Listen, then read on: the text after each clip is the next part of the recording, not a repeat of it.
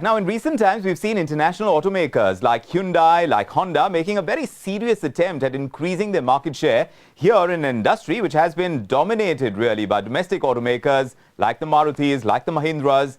Now, in such a scenario, what should these companies do really to stay ahead in the fast lane? We have Vivek who is Chief Marketing Officer at Mahindra and Mahindra Auto to discuss just this point and a host of other issues. Vivek, it's great to have you with us. Now, if you look at the Bolero, it has been a favorite in the rural and the semi-urban markets. Then you've had the premium SUVs like the XUV 500 and the Rexton. I just want to understand, how has the Mahindra Auto brand really evolved, in your opinion, on the perception count? What's the overriding philosophy that drives the communication strategy for the mother brand? See, today Mahindra, as you know, has been a leader in the SUV market, and it continues to be the leader. And we have a whole portfolio of offerings now. So at the premium end, we have the Rexton, we have the XUV 500, then we have the Scorpio. We also have the Bolero, which is a more affordable SUV. We have the Xylo, which is an MPV. And of course, we have the Thar, which is a true blue off-roader. So we have a portfolio of offerings for different customer segments, for different customer needs. And as a market leader, it is our role to sort of fulfill the needs in various segments. And that's what we are doing. And you asked about communication. So, you know, the common theme, I guess, between all these SUVs is the Mahindra DNA of, you know, offering tough and rugged vehicles. And the other common theme which we bring out in communication, which we did so in our portfolio film, the Live Young, Live Free, is about enhancing lifestyle. So if you recall that film, it was all about a different kind of lifestyle which owning an SUV allows you to do.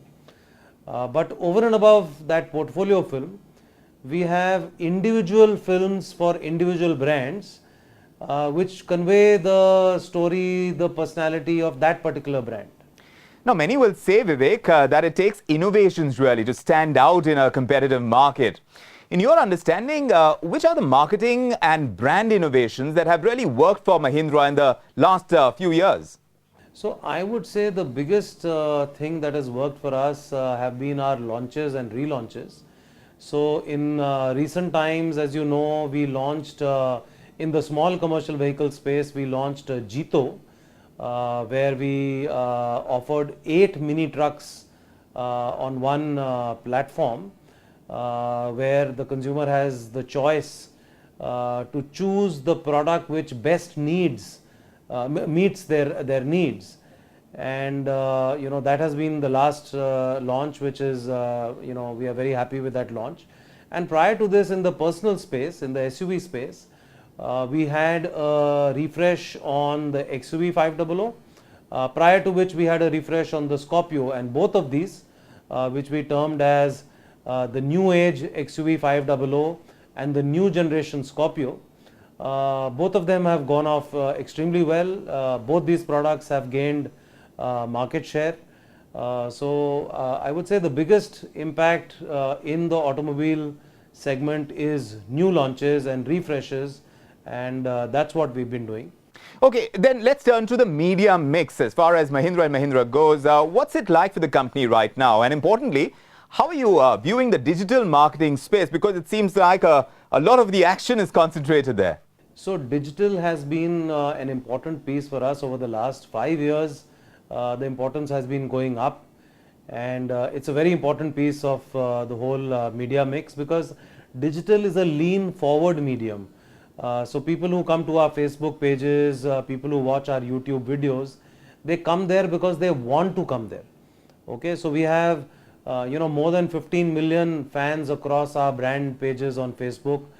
We've had more than 40 million views of our videos on YouTube.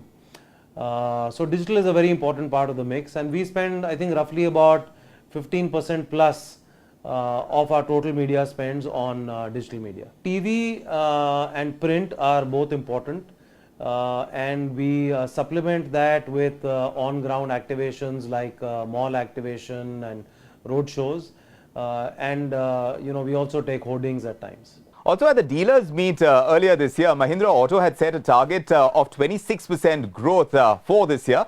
Give us a sense of what's going to drive it. How much of a growth driver are the rural markets likely to be? So I can't comment on our internal growth targets. They are meant for internal consumption only.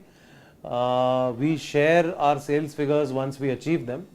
But drivers of growth, principally, I think our new product introductions as well as our refreshes, that I've already mentioned is a key driver of growth going forward. And secondly, everything else we do around them in terms of a 360-degree marketing program using multimedia, be it TV, be it print, be it digital. And as I mentioned earlier, we've now even started making content specifically for digital media. So all of these put together, I think, will be drivers of growth. You mentioned rural. Rural is a very important lever for us because almost 1/3 of our sales in the automotive business comes from rural. So extending our reach in rural, whether it is for sales, whether it is for service, is very important. Doing activations for our brands in semi-urban India, rural India is also a very important part of the strategy. So rural, yes, definitely is an important peg. And if you look into the future, you have a Thar facelift coming up. In fact, it's going to be out early next week, we understand. So are you likely to change the positioning for the Thar brand as well with this launch? So again, I cannot comment on what's going to happen in future or next week on Thar. All I can say is Thar is a true blue off-roader, it's a cult vehicle in India. So off-roaders across the country love the brand, and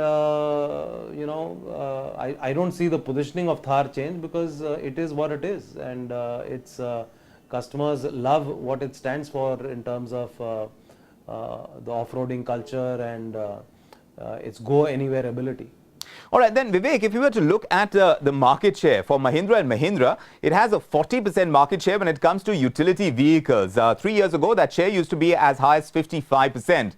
So in the light of this, would you perhaps look at repositioning the brand or perhaps revitalizing the product lineup just to get back that lost market share and then race ahead? So a bit of both. I mean, firstly, let me say that our two refreshes or relaunches that we've done, the Scorpio and then the XUV 500, both of them have actually gained market share. So we're very happy with the performance on both these sort of power brands. In addition, as you know, we didn't have much of a presence in the compact SUV space where new players have come in. So I think that situation will get corrected with our new launches, which have already been announced by Dr. Goenka.